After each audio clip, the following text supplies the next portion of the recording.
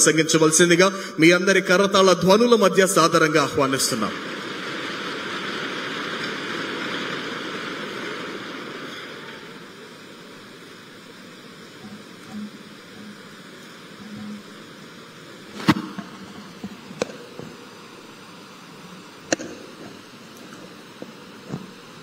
Honourable speaker Ayyanna Patrudu గారికి, గౌరవ ముఖ్యమంత్రి నారా చంద్రబాబు నాయుడు గారికి, చీఫ్ సెక్రటరీ విజయానంద్ గారికి, సహచార మంత్రివర్యులు, ఎమ్మెల్యేలు, అధికారులందరికీ నా హృదయపూర్వక నమస్కారాలు.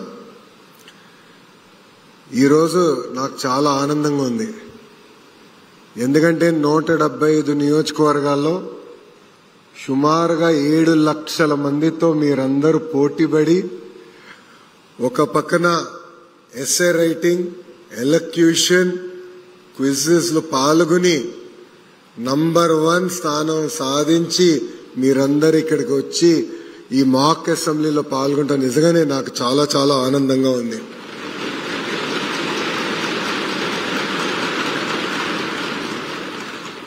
ఈ మాక్ అసెంబ్లీ అనేది ఒక ఉదాహరణ. అంటే మన మనసులో ఒకటి సాధించాలి అనుకున్నప్పుడు దాని వెనకాల ఎంత కష్టం ఉంటుంది.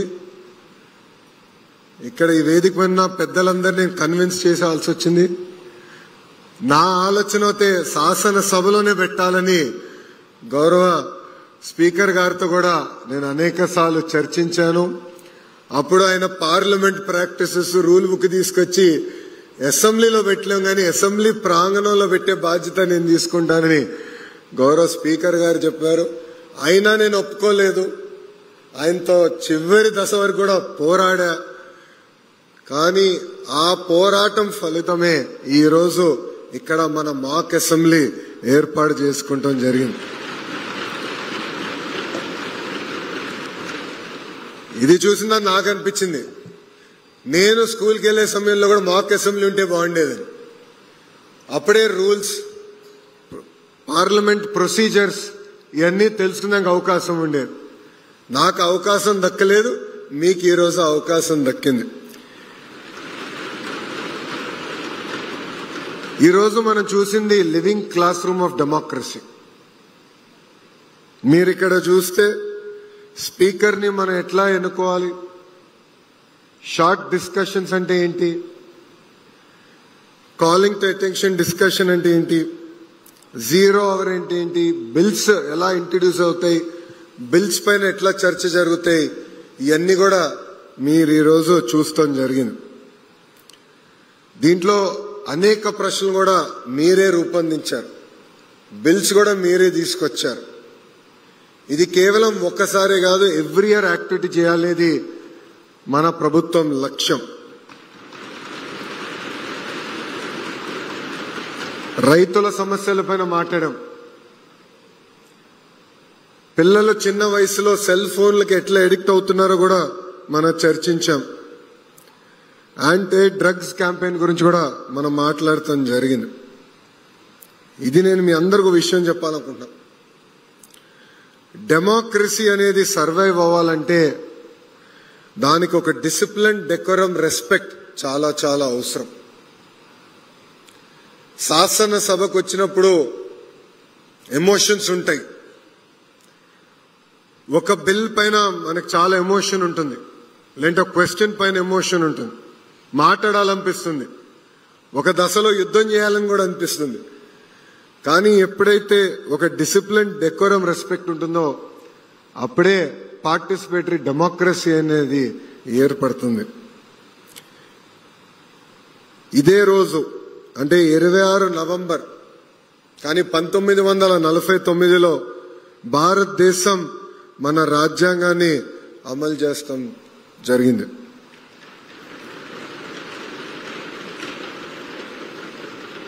ఎంతో చర్చలు జరిగినాయి, ఎంతో మంది కృషితో మన రాజ్యాంగం మనం ఏర్పాటు చేసుకున్నాం. ఇప్పుడే పెద్దలు చీఫ్ సెక్రటరీ విజయానంద్ సార్ చెప్పినట్లు కేవలం మనం మన ప్రాథమిక హక్కుల గురించి కాదు, ప్రాథమిక బాధ్యతల గురించి కూడా తెలుసుకోవాల్సిన అవసరం మనందరి పైన ఉంది. రాజ్యాంగం అనేది కేవలం మన రైట్స్ లాస్ గురించి కాదు, కానీ మన వాల్యూస్ కరేజ్ గురించి, కలెక్టివ్ రెస్పాన్సిబిలిటీ గురించి కూడా మనందరం ఆలోచించాల్సిన అవసరం ఉంది. రాజ్యాంగం అని చెప్పేది ఒకటే, ప్రతి వ్యక్తి వాయిస్ చాలా ఇంపార్టెంట్. ప్రతి వ్యక్తి అడుగుతున్న ప్రశ్న అనేది చాలా కీలకమైనది. And every citizen matters. ఇది మనందరం గుర్తుపెట్టుకోవాల్సిన అవసరం ఉంది. ఈరోజు శాసనసభ అంటే మాక్ అసెంబ్లీలో మీ వాయిస్ మేము అందరం విన్నాం. పైన గౌరవ మంత్రులందరూ కూడా చర్చించారు. మీరందరూ చూసుంటారు, మేము అందరం ఆడుకుంటూ ఉన్నాం. శాసనసభ ఇంత వైబ్రెంట్ గా నడవాలి, రాబోయే రోజుల్లో అందరం కలిసికట్టుగా తీసుకెళ్లాలని కూడా మేమందరం చర్చిస్తాం జరిగింది. ఇక్కడున్న పిల్లలందరికీ ఒకే విషయం చెప్పదలుచుకున్నాం. రాజ్యాంగం అనేది రైట్స్ తో పాటు రెస్పాన్సిబిలిటీస్ కూడా మనం గమనించి మన రాజ్యాంగాన్ని ఒక గైడింగ్ ఫోర్స్ గా తీసుకుని ముందరికెళ్లాలని ఇక్కడ ఉన్న మిమ్మల్ని అందరూ నేను కోరుతున్నా. కరెక్ట్ గా 1 సంవత్సరం క్రితం ఇదే కాంపౌండ్ లో ఐ థింక్ బ్లాక్ 5 గౌరవ ముఖ్యమంత్రి చంద్రబాబు నాయుడు గారు రాజ్యాంగం దినోత్సవం సందర్భంగా అధికారులతో ఒక మీటింగ్ ఏర్పాటు చేశారు. ఆ రోజే నేను గౌరవ ముఖ్యమంత్రి గారు హామీ ఇచ్చాను, పిల్లల కోసం బాల భారత రాజ్యాంగం నియమిస్తాం, అది కూడా అద్భుతమైన మోడల్ తీసుకొస్తాం. ఇది కేవలం ఆంధ్ర రాష్ట్ర పిల్లలకే కాదు, భారతదేశ పిల్లలకు అందించే బాధ్యత ఒక మంత్రిగా నేను తీసుకుంటానని ఆనాడు హామీ ఇచ్చాను. మీ అందరి సమక్షంలో ఆ పుస్తకం గౌరవ ముఖ్యమంత్రి గారు ఓపెన్ చేశారు. మీ అందరు కూడా ఒక కాపీ అందించామనుకున్నా. వచ్చిందా కాపీ? ఇంకా రాలేదా? అందరికి వచ్చిందా? ఆ పుస్తకంలో ఒక్కొక్క ఇంపార్టెంట్ సబ్జెక్ట్ పైన ఇన్నోవేటివ్ గా అంటే పిల్లలకి అర్థమయ్యే విధంగా ఆ పుస్తకాన్ని మేము రూపొందించడం జరిగింది. ఒక యంగ్ రీడర్స్ ని ఇన్స్పైర్ చేయాల్సిన బాధ్యతగా మేము తీసుకుని ఆ పుస్తకాన్ని మేము రూపొందించడం జరిగింది. ఇది కేవలం ఒక ప్యాసివ్ లెర్నర్స్ కే కాదు, యాక్టివ్ గా సమాజంలో ఎంగేజ్ అయ్యే వారి కోసం ఆ పుస్తకం మన ప్రభుత్వం రూపొందించింది. రాజ్యాంగం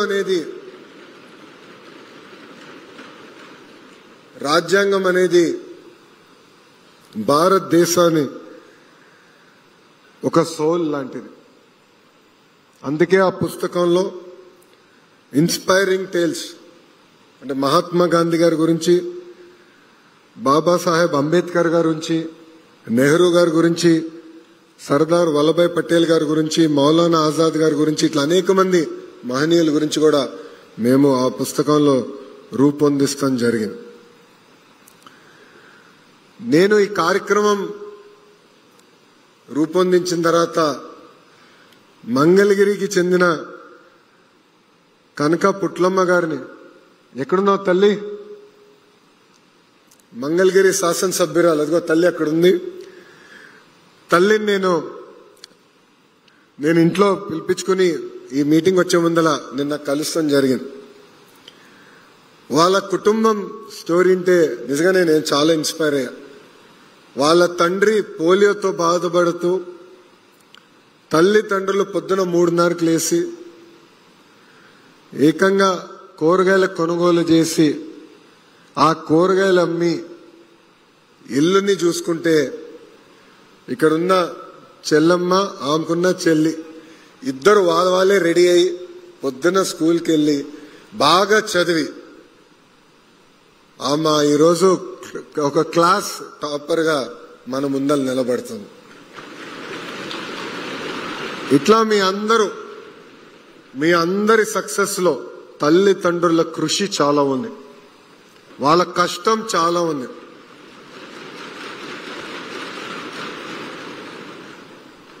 మొన్న చాగంటి కోటేశ్వరరావు గారితో నైతిక విలువలపైన ఒక సమావేశం ఏర్పాటు చేసుకున్నాం. ఆ సమావేశంలో చాగంటి కోటేశ్వరరావు గారు మంచి మాట చెప్పారు. అది నిన్న గౌరవ ముఖ్యమంత్రి గారు నాకు గుర్తు కూడా చేశారు.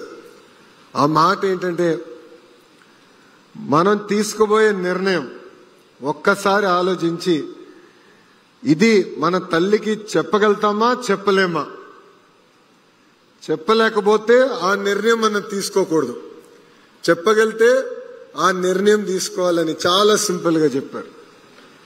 ఇది మీ అందరికి ఎందుకు చెప్తున్నానంటే ఇక్కడ మీరందరూ ప్రయోజకులుగా మారుతారు. భవిష్యత్తు మన చేతిలో ఉంటుంది.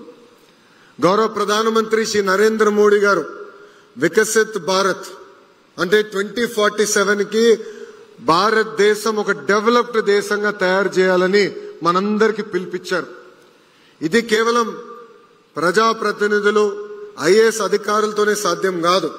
ప్రజలందరం మనం భాగస్వామ్యం అవ్వాలి, మీరందరూ భాగస్వామ్యం అవ్వాలి. డెవలప్డ్ కంట్రీ అంటే కేవలం పర్ క్యాపిటల్ ఇన్కమ్ లో కాదు, హ్యూమన్ డెవలప్మెంట్ ఇండెక్స్ లో కాదు, నైతిక విలువలు కూడా చాలా చాలా అవసరం. అందుకే గౌరవ ముఖ్యమంత్రి గారు చాగంటి కోటేశ్వరరావు గారిని క్యాబినెట్ ర్యాంక్ ఇచ్చి సలహాదారుగా నియమించారు. కానీ చాగంటి కోటేశ్వరరావు గారి గొప్పతనం ఏంటో తెలుసా? క్యాబినెట్ ర్యాంక్ అంటే ఒక ప్రభుత్వ వాహనం ఉంటుంది, ప్రభుత్వమే petrol bill, phone bill, travel కి అంటే గవర్నమెంట్ రిలేటెడ్ ట్రావెల్స్ చేస్తే ప్రభుత్వమే బిల్స్ చెల్లిస్తుంది. ఆయన అది యాక్సెప్ట్ చేయలేదు. నాకు ₹1 అవసరం లేదు, ప్రభుత్వం ఇచ్చిన బాధ్యత నా డబ్బులు నేను ఖర్చు పెట్టుకుని నిర్వహిస్తానని చాగంటి కోటేశ్వరరావు గారు చేశారు. ఇవన్నీ మీకు ఎందుకు చెప్తున్నానంటే నైతిక విలువలు అనేది చాలా చాలా అవసరం. మీరందరూ రాబోయే తరం,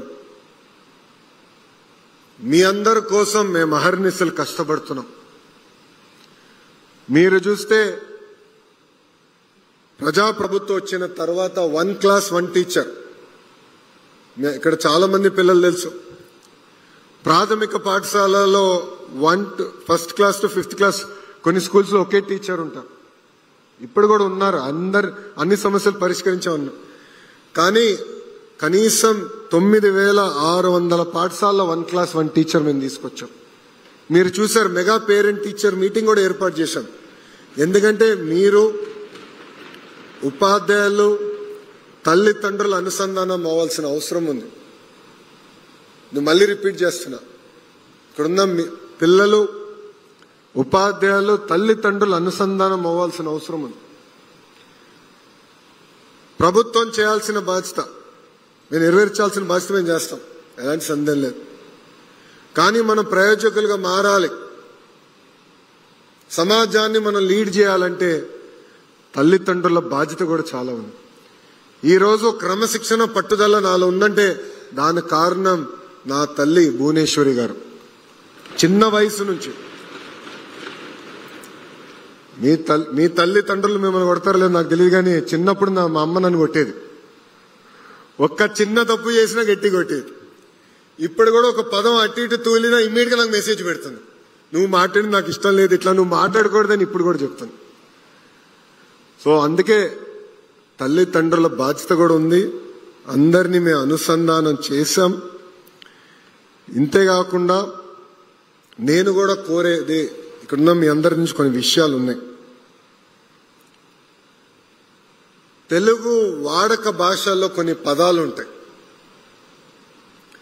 దాంట్లో మహిళల్ని కించపరిచే విధంగా వాడే పదాలు కొన్ని ఉంటాయి. గాజులు తొడుక్కున్నావా, చీర కట్టుకున్నావా, అమ్మాయిలాగా ఏడవద్దు, అమ్మాయిలాగా వివరించదని. దీనికి ఫుల్ స్టాప్ పెట్టాల్సిన బాధ్యత ఇక్కడున్న యువకులందరిపైన ఉంది, మీ పైన ఉంది. ఇంట్లో ఎవరిని అది వాడితే మీరు వాడద్దు, మా మంత్రి గారు చెప్పారు అని చెప్పాల్సిన బాధ్యత మీ పైన ఉంది. వికసిత్ భారత్ మనం సాధించాలంటే మన సమాజంలో మహిళలు మగవాళ్ళు సమానం అనేది నిరూపించాలి, ఆచరణలో తీసుకురావాలి. కేవలం టెక్స్ట్ బుక్స్ లో కాదు, అమలు చేయాలి. ఏ సమాజంలో అయితే మగవాళ్ళతో సమానంగా ఆడవాళ్ళని మనం గౌరవిస్తామో, అన్ని రంగాల్లో ప్రోత్సహిస్తామో, ఆ దేశమే డెవలప్డ్ దేశం అవుతుంది. అందుకే ఇక్కడున్న అబ్బాయిలందరూ చెప్తున్నా, అమ్మాయిల్ని కించపరిచే విధంగా మీరు ఎవరన్నా మాట్లాడితే నేనే వస్తా, 2 గట్టి కొడతా. మాకు మొహమాటాలు ఏమీ లేదు ఈ విషయంలో. కించపరిచే విధంగా మనం మాట్లాడకూడదు. మహిళల్ని మనం గౌరవించాలి. ఇది మనందరం ఒక బాధ్యతగా తీసుకోవాలని ఇక్కడ ఉన్న మిమ్మల్ని అందరినీ నేను కోరుతున్నాను. ఈరోజు అద్భుతంగా మీరందరూ చర్చించారు. సుమారుగా 45,000 ప్రభుత్వ పాఠశాలలో ఇది లైవ్ గా మిగతా విద్యార్థులందరూ చూస్తాం జరిగింది. ఇక్కడ రాలేకపోయారు కొంతమంది విద్యార్థులు, ఎందుకంటే మీతో చాలా మంది పోటీ పడ్డారు. వాళ్ళు కూడా ఫస్ట్ ర్యాంక్ వచ్చింది, మీకు తెలుసు వాళ్ళందరూ. కానీ వాళ్ళు రాలేకపోయారు. ఏం పర్వాలేదు, ప్రభుత్వం మెరుగైన అవకాశాలు మీకు కల్పిస్తుంది, ఒక అద్భుతమైన వేదిక మీకు ఏర్పాటు చేస్తుంది. అధైర్యపడాల్సిన అవసరం లేదని ఈ సభాముఖంగా వాళ్ళందరూ కూడా నేను తెలియజేసుకుంటున్నాను. ఇక్కడున్న పిల్లలందరినీ నేను ఒక విషయం కోరాలనుకుంటున్నా. ఎప్పుడైతే మీరు మాట్లాడాలనుకుంటారో క్లారిటీతో మాట్లాడండి. భయం అవసరం లేదు. మీ మనసులో ఒక ప్రశ్న ఉంది, ఆ ప్రశ్నకి సమాధానం రావాలనుకుంటే 1 కాదు 10 కాదు 100 సార్లు అడగాల్సిన బాధ్యత మీ పైన ఉంది. చర్చిద్దాం, కానీ చర్చ అనేది ఫ్యాక్ట్స్ తో చర్చ జరగాలి, ఫ్రస్ట్రేషన్ తో కాదు. అంతేకాకుండా ఎవరైనా అభిప్రాయం మనకు నచ్చకపోతే ఒక రెస్పెక్ట్ తో డిసగ్రీ చేయాలి తప్ప కించపరిచే విధంగా మనందరం మాట్లాడకూడదని ఇక్కడున్న మిమ్మల్ని అందరూ నేను కోరుకుంటూ, నేను ఇక్కడ మాట్లాడడానికి వచ్చే ముందులా మా వాళ్ళు నా కాపీ ఇచ్చారు. ఈ కాపీ నాకు చాలా సెంటిమెంటల్ కాపీ. ఎందుకంటే నేను యువగలం పాదయాత్ర ప్రారంభించినప్పుడు ఈ కాపీ పట్టుకుని నేను నడిచా. ఎందుకు నడిచానంటే వెరీ ఇంట్రెస్టింగ్. ఇక్కడ చాలా నీట్ గా right to freedom, article 19, protection of certain rights regarding freedom of speech. All citizens shall have the right to freedom of speech and expression, to assemble peacefully without arms, to form associations or unions, to move freely throughout the territory of India, to realize and settle in any part of the territory of India, to practice any profession or to carry on any occupation, trade or business. ఎందుకంటే గతంలో నన్ను ఇబ్బంది పెడతారు నాకు తెలిసే ఈ రాజ్యాంగం పట్టుకుని నేను నడిచా. కొంతమంది పోలీస్ సోదరులు ఆపినప్పుడు నేను ఈ రాజ్యాంగం చదివితే ఇదేంటో నాకు తెలియదు, ఎస్పీ గారితో మాట్లాడమని వాళ్ళు చెప్పారు. నాకు ఇదేంటో తెలియదు, నాకు మీరు ఎస్పీ గారితో మాట్లాడుకోండి అని చెప్పారు. ఆ రోజే డిసైడ్ చేశా, నేను విద్యాశాఖ మంత్రి అవుతానో లేదో నాకు తెలియదు, కానీ పిల్లలకి చిన్న వయసులోనే రాజ్యాంగం మనకు కల్పిస్తున్న హక్కులు బాధ్యతల గురించి చెప్పాలని ఆ రోజే నిర్ణయించుకున్నాను. అందుకే ఇప్పుడు కూడా ఈ రాజ్యాంగం పట్టుకుని నేను తిరుగుతున్నానని సభాముఖం తెలుపుకుంటూ, మనందరం కలిసికట్టుగా వికసిత్ భారత్ లో భాగస్వామ్యం అవ్వాలి. నా ప్రసంగం ముగించే ముందల మిమ్మల్ని అందరినీ ఒక ప్రశ్న అడగాలంటాను. ఇక్కడ ఎంతమంది డాక్టర్లు అవ్వాలనుకుంటున్నారు? చేతులు పైకెత్తండి. మా విద్యాశాఖ మార్చిలో డాక్టర్ అవ్వాలనుకుంటున్నారు. వెరీ గుడ్, థ్యాంక్ యూ అమ్మా. ఇక్కడ ఎంతమంది ఇంజనీర్లు అవ్వాలనుకుంటున్నారు? ఎంతమంది ఇక్కడ ఐఏఎస్ ఐపీఎస్ ఆఫీసర్లు అవ్వాలనుకుంటున్నారు? అబ్బో,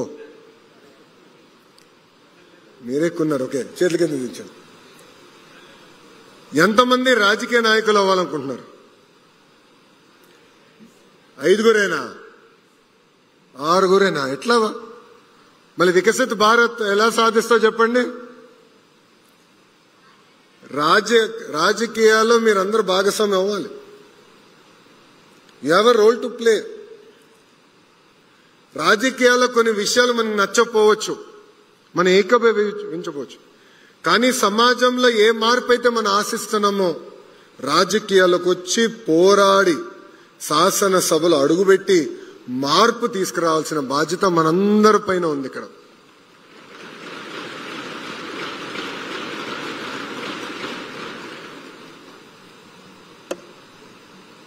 తల్లిదండ్రుల ప్రోత్సాహంతో నేను కార్నిగి మెల్లన్లో చదివా, వరల్డ్ బ్యాంక్ లో 2 సంవత్సరాలు పనిచేశా, స్టాన్ఫర్డ్ MBA చేశా, తిరిగి 5 సంవత్సరాలు హెరిటేజ్ చూసుకున్నా, దాని తర్వాత రాజకీయాల్లోకి వచ్చా.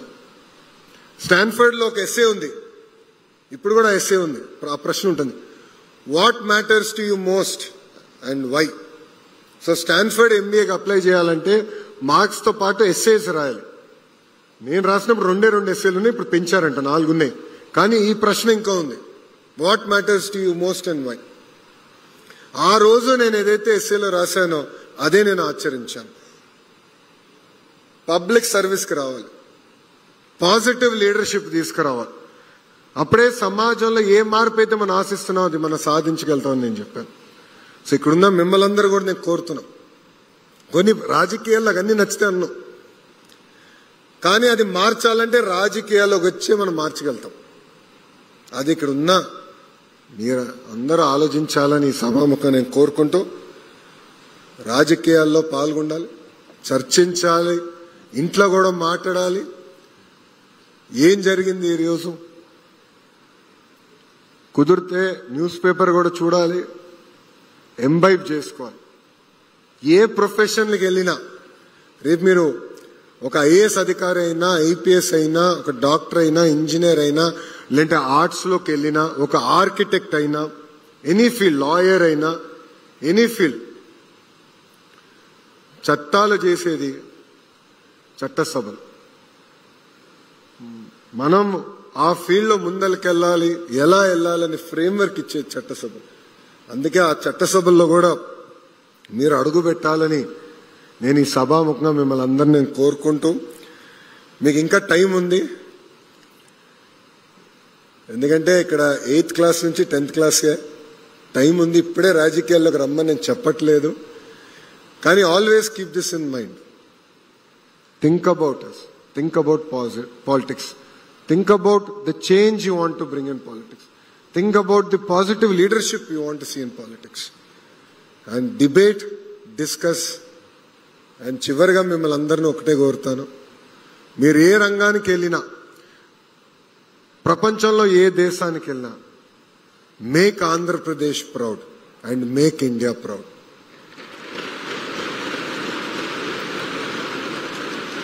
నాకు ఇంత అద్భుతమైన అవకాశం ఇచ్చిన గౌరవ స్పీకర్ అయ్యన్న పాత్రుడు గారికి, గౌరవ ముఖ్యమంత్రి చంద్రబాబు నాయుడు గారికి నా హృదయపూర్వక ధన్యవాదాలు తెలుపుకుంటూ మీ అందరి దగ్గర నుంచి సెలవు తీసుకుంటున్నా. అందరికీ నమస్కారం. జై హింద్. మొత్తం రాష్ట్రం తెంపడాలి. జై హింద్. థ్యాంక్ యూ అమ్మా. Thank you sir, thank you very much. మీ వ్యక్తిగత అనుభవాల్ని పిల్లలందరితో పంచుకుంటూ వారిలో ఉన్న స్ఫూర్తిని పెంపొందించినటువంటి ఆంధ్రప్రదేశ్ రాష్ట్ర HRD శాఖ మంత్రివర్యులు శ్రీ నారా లోకేష్ గారికి హృదయపూర్వక ధన్యవాదాలు తెలియజేస్తున్నాను. నిన్న మీరు అందరూ చూశారు కదా, ఒక వ్యక్తి పైన ఎవరో స్పీకర్ గా కూర్చుంటే సాధారణమైన వ్యక్తులకు వచ్చి పక్కన కూర్చున్నారు.